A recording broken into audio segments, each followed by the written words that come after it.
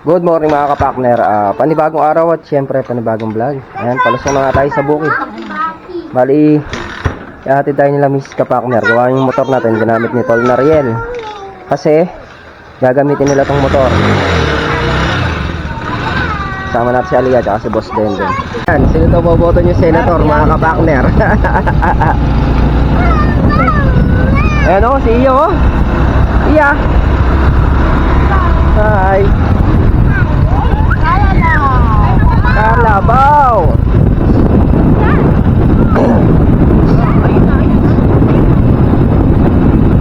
Kapit tayo. Papuntang bukid. Dala tayo sa sasakyan eh.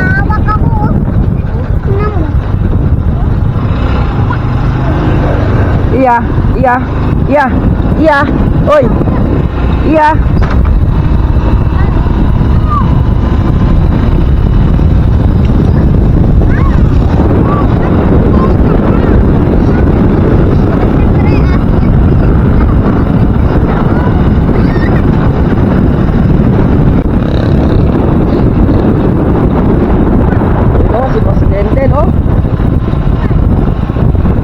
Tuwan-tuwan ano si Iya, nalibot na. Yan ang gusto ng bata na yan, yung palibot niya, pinagdadaakan yan, yung pinamaya ako ng bata yan.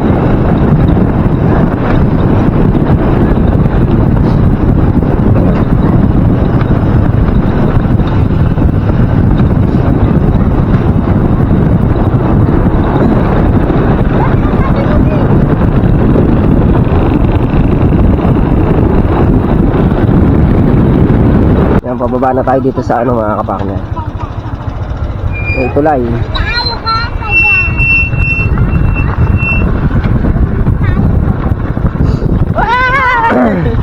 Lalaglag na nakita may model ano? Ba? Yes.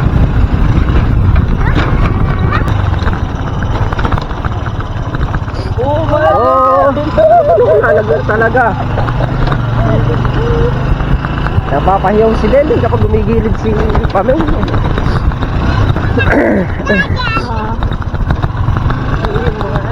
Tuyo na naman. Kailangan na naman ng tubig. Kailangan na naman ng ulan. Kaya mga kapakner, andito na nga tayo. Kasi inyo. Di pa naman yata kayo alis din. Kukuha ko sa reso si Denden. Let's go, Aliyah. May kang aso. Nandito na si paring Carlo. Hello. Hi. Hi. I miss you. Ayun muna, I miss you. Kiss mo muna sila. Flying kiss mo muna sila. Flying kiss mo muna, bebe. Duduyan ako. Sitang kong kiss. Okay. Saba. Saba. Miss you.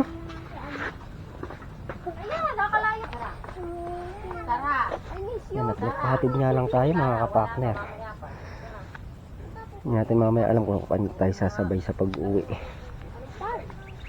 Ang laki ng upo. Wow! Malalaki na ang upo. Yan mga kapakner. Ganda naman ng aming boss. Yan o. Boss Iya, hello. Ayo. Ay, cellphone. Ayo. Ayan, naghiga-higa din eh. Oh. Naghiga-higa. Hugas lang ang plato si Pameng, uwi na kayo eh. Ako dyan duyan.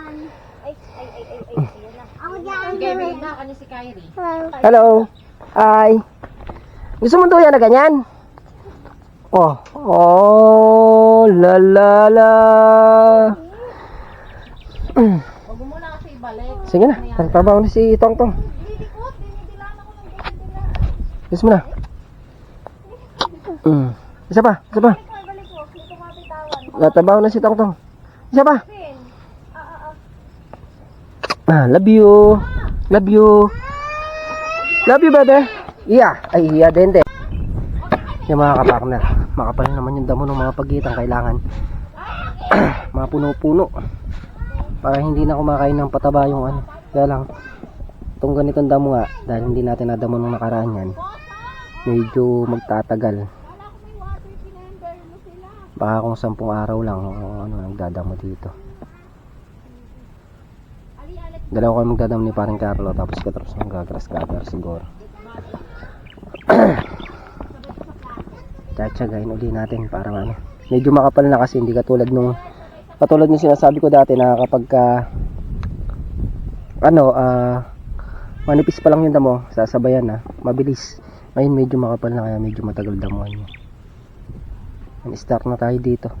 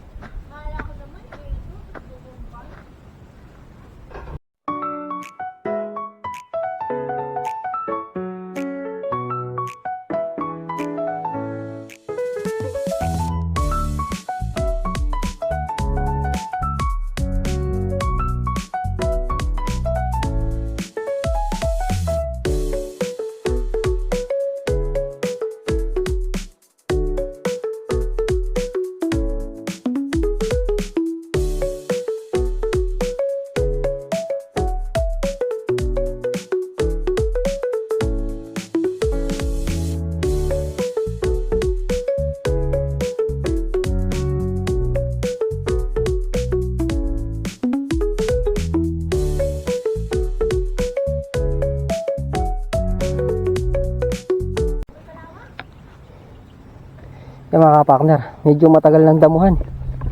Hindi katulad dati talaga na pagpapulo-pulo lang yung damo ganyan mabilis. The best nito para sa akin siguro kung gigiliran ng grass cutter. Kapag ganyan lang pagdadamo, pagka ito lang, hindi natin madadali ng mabilis trabahuin. Tagal. Oh, nakakangawit yung paggaganyan. Ito iniwasan kong trabaho mga kapartner kapag kaganyan nakakapal. Kaya ako hanggat maaari pagka grass cutter na ganyan, pag nanipisan dito talagang maganda talaga sabayan na ng damo. Kaya lang hindi nga lang tayo obra ng mga nakaraang araw na ganon kasi nga yung sobrang init, mabilis matuyo yung lupa.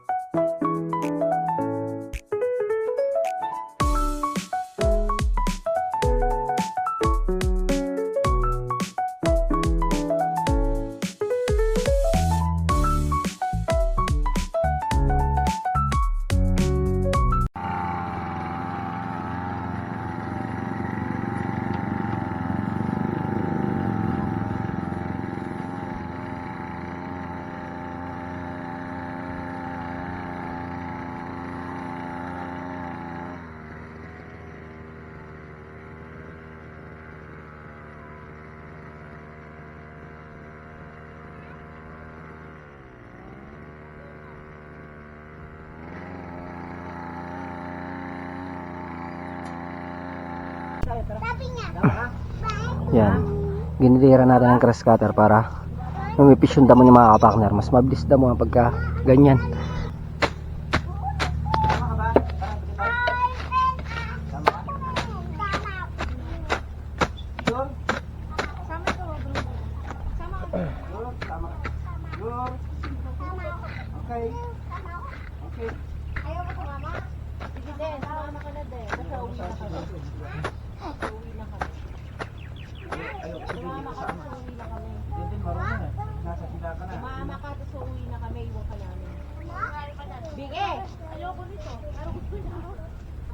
Asa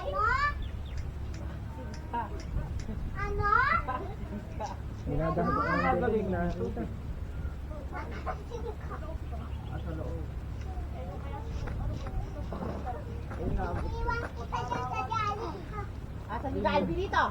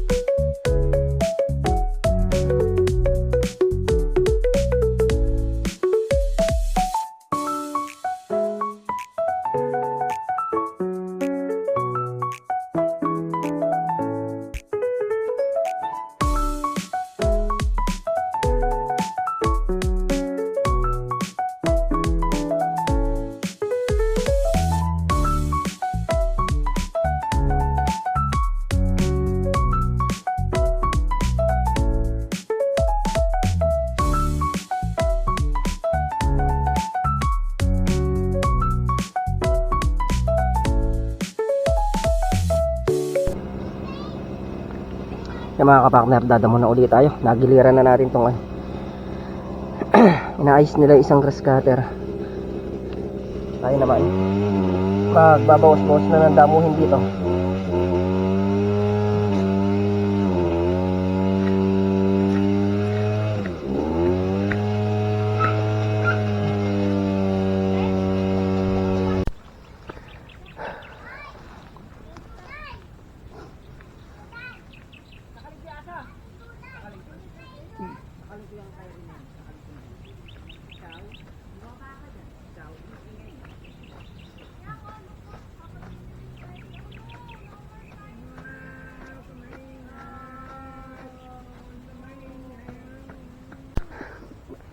Yung mga kapakner, yung nadamo natin sa dalawa, tatlo, 6, 7 dayos yung mga nalinis ng grass cutter na ito, malinis na. Ayan. Bukas puspusan naman tayo sa trabaho dito. Ayan, mas mabilis kasi trabahuin kapag ka nakadamong kayo mga kapakner, kapag ka nagigiliran tulad yan.